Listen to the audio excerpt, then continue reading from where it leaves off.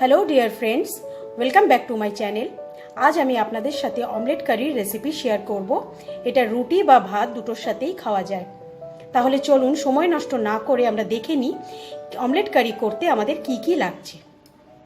Omelette কারি বানানোর জন্য এখানে আমি কিছু উপকরণ নিয়েছি। এখানে আমি ডুমো ডুমো করে দুটো বড় আলু কেটে রেখেছি। নিয়েছি কাশ্মীরি লঙ্কা গুঁড়ো, হলুদ গুঁড়ো, একটা তেজপাতা আর সাদা জিরে। এখানে কাঁচা লঙ্কা কুচি আর পেঁয়াজ কুচি রেখেছি, পরিমাণ মতো নুন। এখানে নিয়েছি আমি একটা টমেটো, দুটো পেঁয়াজ, গোটা গরম মশলা আর কাঁচা লঙ্কা। আর এখানে আমি আদা রসুনের পেস্টটা তৈরি করে রেখেছি।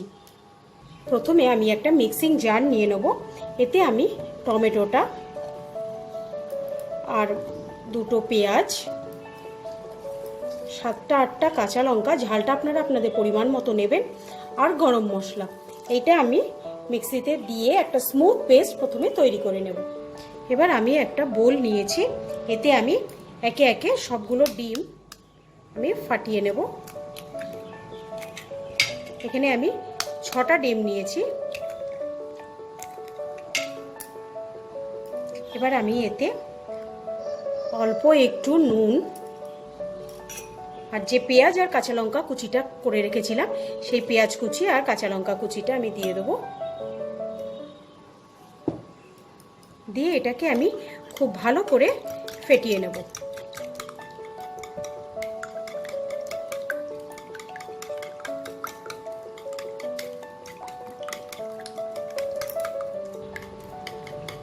ডিমটা আমার খুব ভালো করে ফেটানো হয়ে গেছে। চলুন এবার নেক্সট স্টেপে আমরা চলে যাই।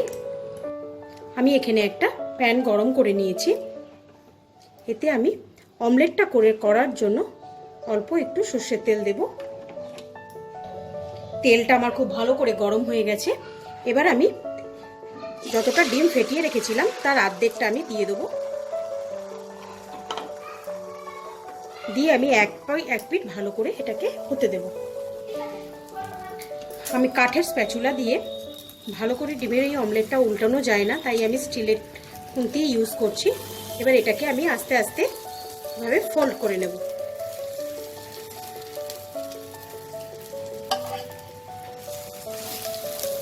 এবার ভালো করে দুপাশ ভেজে নেব।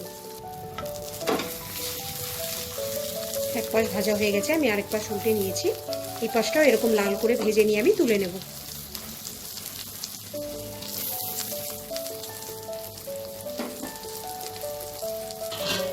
অমলেটটা আমি এরকম গোটা গোটা যেহেতু রান্না করব না, তাই এখানেই আমি পিস পিস করে নেব। আপনারা চাইলে গোটাও রান্না করতে পারেন। পিস পিস করে নিয়ে আমি একটা প্লেটে তুলে নেব।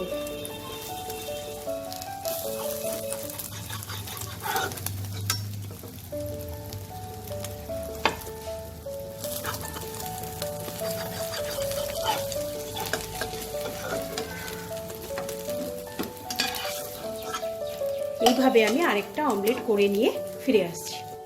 আরও একটা অমলেট ভেজে আমি তুলে নিয়েছি। এবার কড়াইতে আমি 3 চামচের মতো সর্ষের তেল খুব ভালো করে গরম করে নেব। এবার এই তেলে আমি তেজপাতা আর সাদা জিরেটা ফোড়ন দেব। জিরেটা থেকে ভাজা ভাজা গন্ধ বেরিয়ে গেছে। এবার আমি এতে টুকরো করে রাখা আলুগুলো দিয়ে দেবো।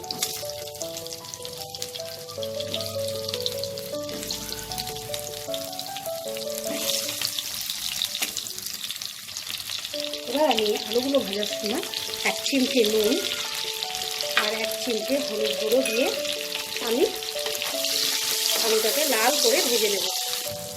আলুটা আমার ভাজা হয়ে গেছে। এবার এতে আমি মিক্সিতে পেস্ট করে রাখা মশলাটা দিয়ে দেবো,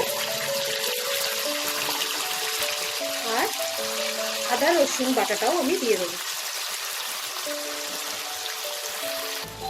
দিয়ে মশলাটাকে খুব ভালো করে কষিয়ে নেব।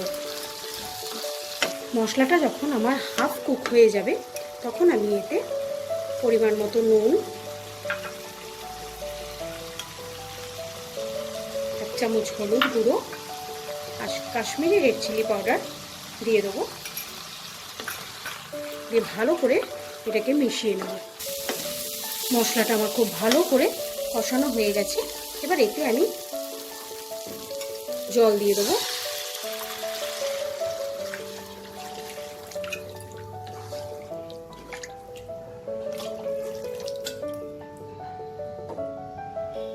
ঝোলটা আমাদের ফুটে গেছে। এবার আমি এটাকে ঢেকে 10 মিনিট রান্না করব, আলুটা সেদ্ধ হওয়া অবধি। অমলেটগুলো দিয়ে এটাকে আমি আরও 2-3 মিনিট ঢাকা দিয়ে রান্না করে আমি এটাকে সার্ভ করে নিচ্ছি। অমলেট কারি আমার একদম রেডি। আশা করি আমার আজকের ভিডিওটা আপনাদের ভালো লেগেছে। এটা আপনারা বাড়িতে অবশ্যই ট্রাই করে আমাকে কমেন্ট বক্সে লিখে জানাবেন। আর আমার এই রেসিপিটাকে লাইক আর শেয়ার করতে ভুলবেন না। আজ তাহলে বিদায় জানাচ্ছি, আবার আসবো নতুন কোনো এক রেসিপি নিয়ে। বাই।